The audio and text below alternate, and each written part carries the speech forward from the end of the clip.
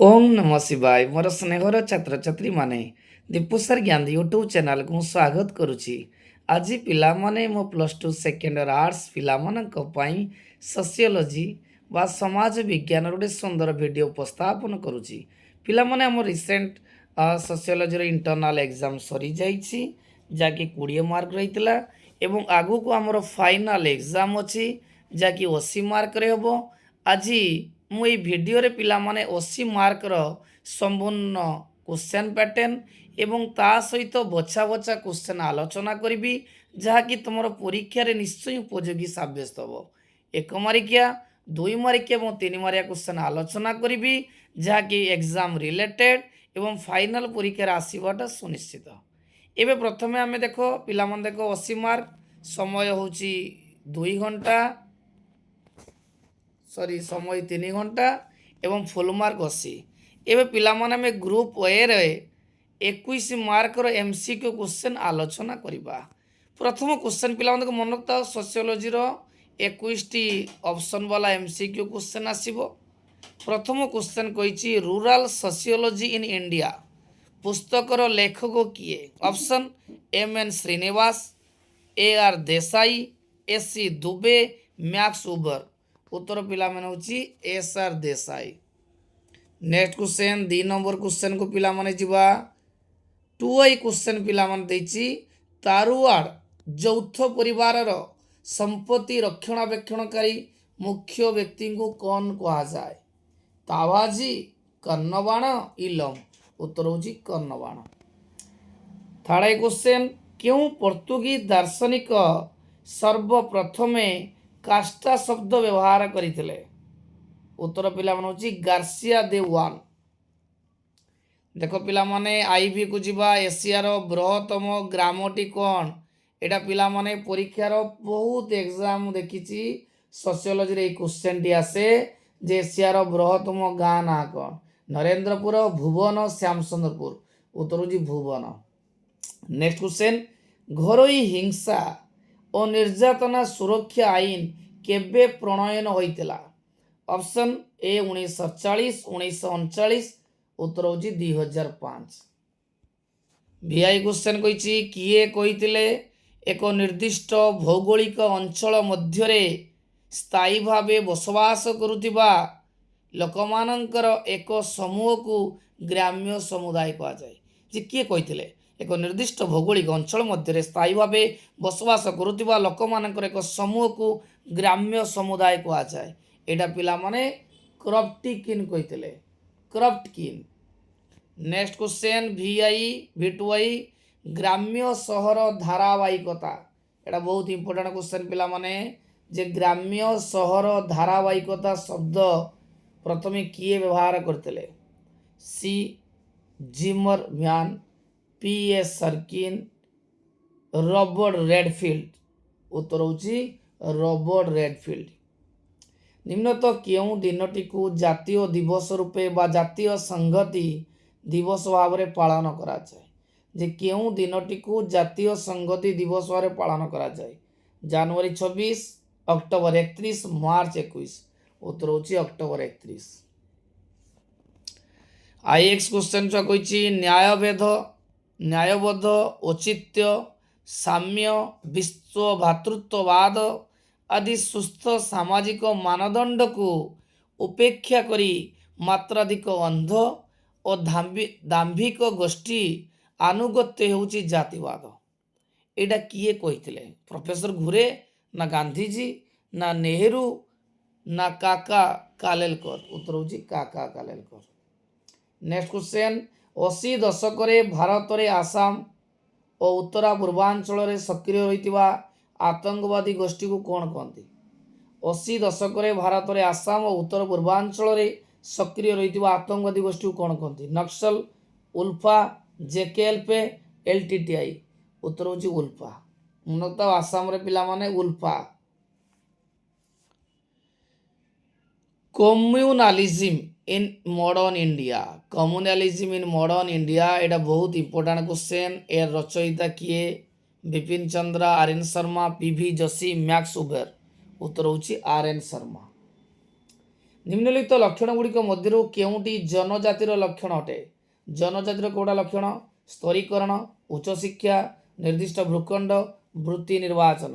ଉତ୍ତର ହେଉଛି ନିର୍ଦ୍ଦିଷ୍ଟ ଭୂଖଣ୍ଡ। ନେକ୍ସଟ, ଚାରୁ ମଜୁମଦାର କେଉଁ ଆନ୍ଦୋଳନ ସହିତ ସମ୍ପୃକ୍ତ? ଚମ୍ପାରଣ, ଖେଡ଼ା, ନକ୍ସଲବରୀ, ମଫଲାଓ। ଉତ୍ତର ହେଉଛି ନକ୍ସଲବରୀ। ନେକ୍ସଟ କ୍ୱେଶ୍ଚନ ପିଲାମାନେ, ଭାରତୀୟ ଜାତି ବ୍ୟବସ୍ଥାରେ ଉଚ୍ଚ ନିଚ କ୍ରମ କେଉଁ ଭାବନା ଉପରେ ପର୍ଯ୍ୟବେସିତ ଅଟେ?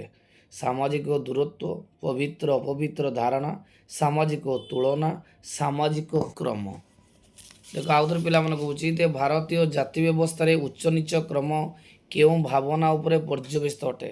ସାମାଜିକ ଦୂରତ୍ୱ ନା ପବିତ୍ର ଅପବିତ୍ର ଧାରଣା? ଉତ୍ତର ହେଉଛି ପବିତ୍ର ଏବଂ ଅପବିତ୍ର ଧାରଣା।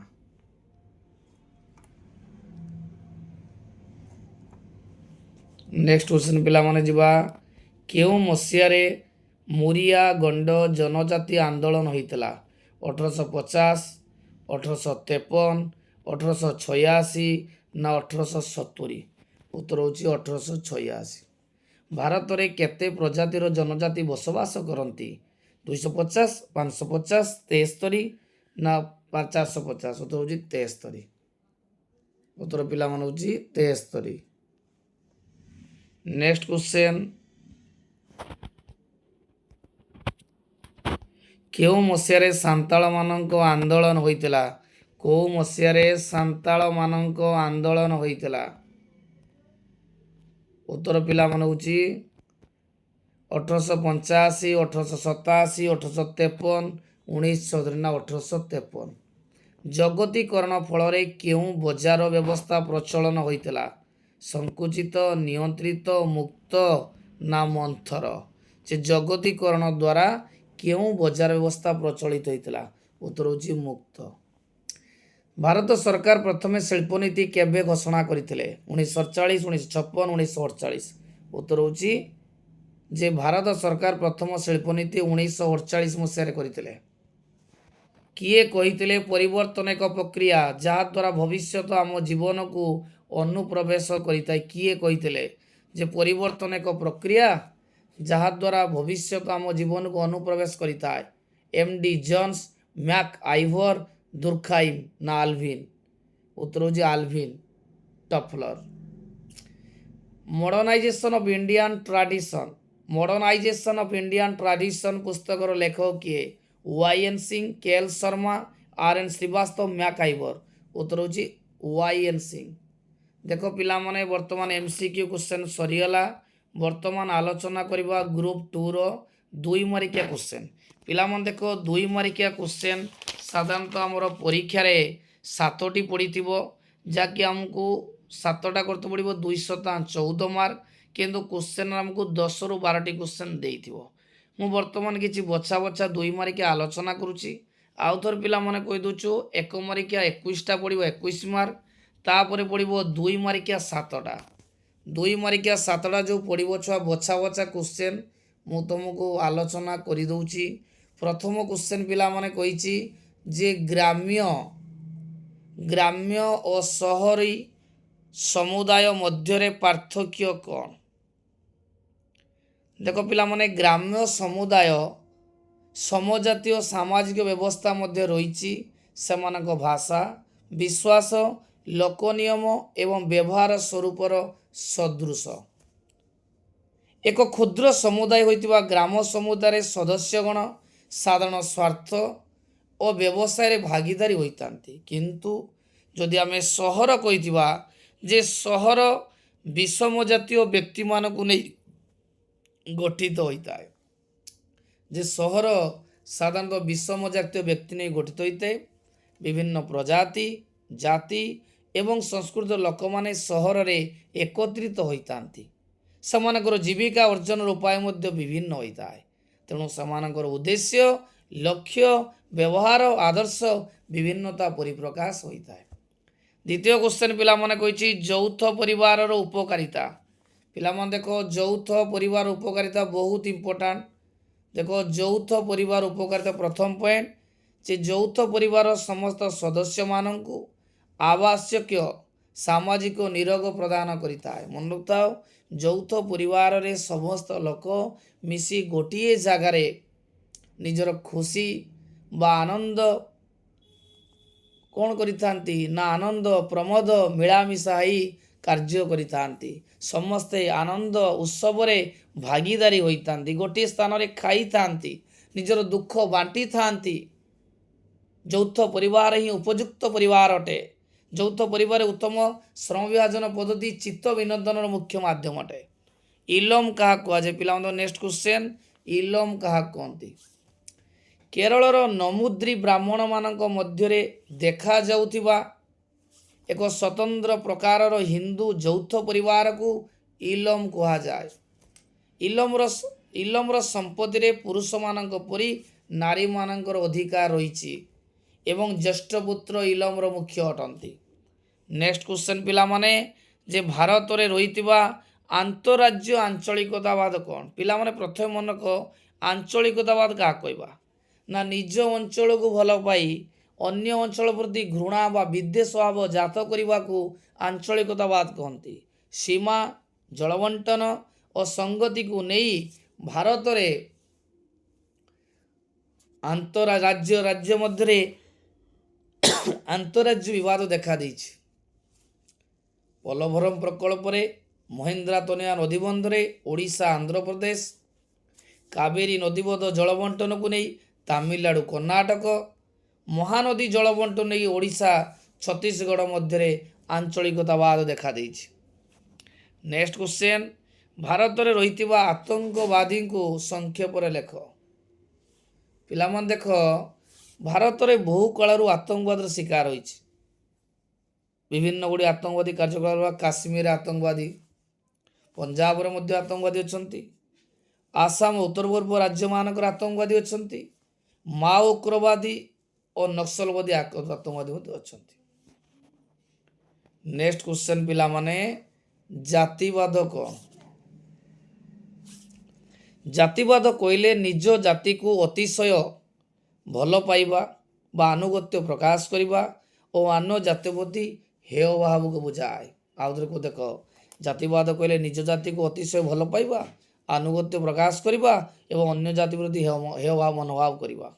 ଯେତେବେଳେ ଏକ ଜାତି ନିଜ ଜାତିର ସ୍ୱାର୍ଥ ଓ ଆଧିପତ୍ୟ ବଜାୟ ରଖିବା ନିମନ୍ତେ ଅନ୍ୟ ଜାତିର ସ୍ୱାର୍ଥ ଓ ଆଧିପତ୍ୟ ବିରୁଦ୍ଧରେ କାର୍ଯ୍ୟ କରିଥାଏ, ସେତେବେଳେ ଜାତିବାଦ ସୃଷ୍ଟି ହୋଇଥାଏ। ନେକ୍ସଟ ପିଲାମାନେ, ଜନଜାତି ସମାଜର ତିନୋଟି ଅର୍ଥନୀତିକ ସମସ୍ୟା। ସେ ଜନଜାତି ଲୋକମାନଙ୍କର ତିନି ଗୋଟି ଅର୍ଥ ସମସ୍ୟା କ'ଣ ଅଛି? ନା ଭୂମିର ମାଲିକାନା ହସ୍ତାନ୍ତରୀକରଣ ଓ ଜଙ୍ଗଲ ଜମିର ବ୍ୟବହାର ଜନିତ ସମସ୍ୟା ଅଧିକାଂଶ ଜନଜାତିଙ୍କ ଆର୍ଥିକ ଅବସ୍ଥାକୁ ଦୋହଲାଇ ଦେଇଛି। ଜଙ୍ଗଲ ଆଇନ ଦ୍ୱାରା ପୋଡ଼ୁ ଚାଷକୁ ମଧ୍ୟ ନିଷେଧ କରାଯାଇଛି। ଠିକାଦାର, ମହାଜନ, ସାହୁକାର ଅନ୍ୟମାନେ ସେମାନଙ୍କର ସରଳତାର ସୁଯୋଗ ନେଇ ଶୋଷଣ ମଧ୍ୟ କରୁଛନ୍ତି। ନେକ୍ସଟ କ୍ୱେଶ୍ଚନ୍, ଜନଜାତି ସମ୍ବନ୍ଧରେ ଥିବା ଏକାନ୍ତରୀଣ ବା ନିଃସଙ୍ଗ ମତବାଦର ଉଦ୍ଦେଶ୍ୟ କ'ଣ? ଯେ ଜନଜାତି ସମସ୍ୟାର ସମାଧାନ ପାଇଁ ପ୍ରଥମ ମତବାଦ ହେଉଛି ରକ୍ଷଣଶୀଳ ମତବାଦ। ସାମାଜିକ ନୃତତ୍ତ୍ୱବିତ୍ ଭେରିୟର ୱେଲ୍ଟନ୍ ଏଲୱିନ୍ ଜନଜାତିମାନଙ୍କ ପାଇଁ ଜାତୀୟ ଉଦ୍ୟାନ ସୃଷ୍ଟି କରି ସେମାନଙ୍କର ସ୍ୱାଧୀନ ପରିଚୟ ଓ ଶୋଷଣରୁ ମୁକ୍ତ ଭାବଧାରାକୁ ବଜାୟ ରଖିବା ପାଇଁ ଚେଷ୍ଟା କରିଥିଲେ। ନେକ୍ସଟ କ୍ୱେଶ୍ଚନ୍, ତେଭେଗା ଆନ୍ଦୋଳନର କାରଣ କ'ଣ ଥିଲା? ଜମିଦାର ମାନେ ଜମିରୁ ମିଳୁଥିବା ନେକ୍ସଟ କ୍ୱେଶ୍ଚନ୍ ପିଲାମାନେ, ତେଭେଗା ଆନ୍ଦୋଳନର କାରଣ କ'ଣ ଥିଲା? ନା ଜମିଦାର ମାନେ ଜମିରୁ ମିଳୁଥିବା ଫସଲରୁ 2/3 ଭାଗ ନେଉଥିଲେ ଏବଂ ଭାଗ ଚାଷୀମାନେ 1/3 ଫସଲ ପାଇପାରୁଥିଲେ। ଏହା ବିରୁଦ୍ଧରେ ଚାଷୀମାନଙ୍କର ଅସନ୍ତୋଷ ବଢ଼ିବାରେ ଲାଗିଲା। ସେମାନେ ଉତ୍ପାଦିତ ଫସଲର ଅତି କମ୍ରେ ଅଧା ଭାଗ ଦାବି କରୁଥିଲେ। ଏଥିପାଇଁ ତେଭେଗା ଆନ୍ଦୋଳନ ସୂତ୍ରପାତ ହୋଇଥିଲା। ଦେଖ ପିଲାମାନେ, ବି ଆଲୋଚନା କରିବା ଔଦ୍ୟୋଗିକରଣର ତିନୋଟି ଲକ୍ଷଣ କ'ଣ? ପିଲାମାନେ ଦେଖ, ଔଦ୍ୟୋଗିକରଣର ତିନୋଟି ଲକ୍ଷଣ ହେଲା ଯେ ଔଦ୍ୟୋଗିକରଣ ପ୍ରକ୍ରିୟାରେ ସମସ୍ତ ପ୍ରକାର ଅର୍ଥନୈତିକ କାର୍ଯ୍ୟକଳାପର ବୃଦ୍ଧି ହୋଇଥାଏ। ପ୍ରଯୁକ୍ତି ବିଦ୍ୟାର ପ୍ରଥମ ପଏଣ୍ଟ ହେଲା ସମସ୍ତ ପ୍ରକାର ଅର୍ଥନୈତିକ କାର୍ଯ୍ୟକଳାପର ବୃଦ୍ଧି ହୋଇଥାଏ। ଦ୍ୱିତୀୟ ପଏଣ୍ଟ, ପ୍ରଯୁକ୍ତି ବିଦ୍ୟାର ତ୍ୱରିତ ନବୋନ୍ମେଷ ଉପରେ ଗୁରୁତ୍ୱ ଦିଆଯାଇଥାଏ। ତୃତୀୟ ହେଲା ବଜାରରେ ସମ୍ପ୍ରସାରଣ ହୋଇ ସାରା ଦେଶରେ ପରିବହନ ବ୍ୟବସ୍ଥାର ବୃଦ୍ଧି ହୋଇଥାଏ। ନେକ୍ସଟ କ୍ୱେଶ୍ଚନ୍ ପିଲାମାନେ କହିଛି ଯେ ଭାରତର କୃଷକ ଆନ୍ଦୋଳନର ମୁଖ୍ୟତଃ ତିନୋଟି କାରଣ।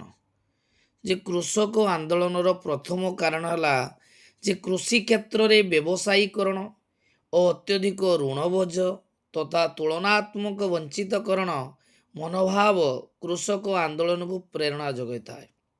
ଦ୍ୱିତୀୟ ପଏଣ୍ଟ, ଜମିଦାରଙ୍କର କର ଟିକସର ଶୋଷଣ ତଥା ସାମାଜିକ ସୁରକ୍ଷାର ଅଭାବ। ତୃତୀୟ ପଏଣ୍ଟ ଛୁଆ କହିଛି ଯେ ଭୂମିହୀନ ବେକାରମାନଙ୍କ ସଂଖ୍ୟା ବୃଦ୍ଧି, ଶ୍ରମିକମାନଙ୍କର ସାଂଗଠନିକ କ୍ଷମତା ଓ ରାଜନୈତିକ ସଚେତନତା ବୃଦ୍ଧି ମଧ୍ୟ କୃଷକ ଆନ୍ଦୋଳନକୁ ପ୍ରେରଣା ଯୋଗାଇଥାଏ।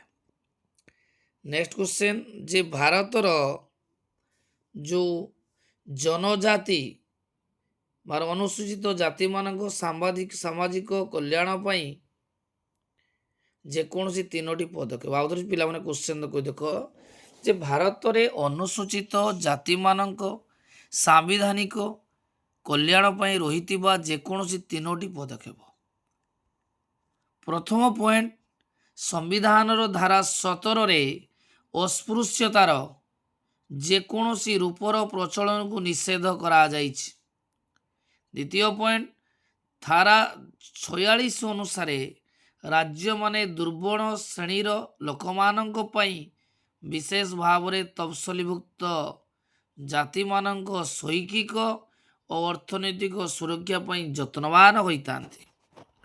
ତୃତୀୟ ପଏଣ୍ଟ ପିଲାମାନେ ଦେଖ ବହୁତ ଇମ୍ପୋର୍ଟାଣ୍ଟ ଯେ ଧାରା 330, 332, 334 ଧାରା ଅନୁସାରେ ରାଜ୍ୟ ବିଧାନସଭା ଓ ସଂସଦରେ ରାଜନୈତିକ ସ୍ଥାନ ସଂରକ୍ଷଣର ସୁବିଧା କରାଯାଇଛି।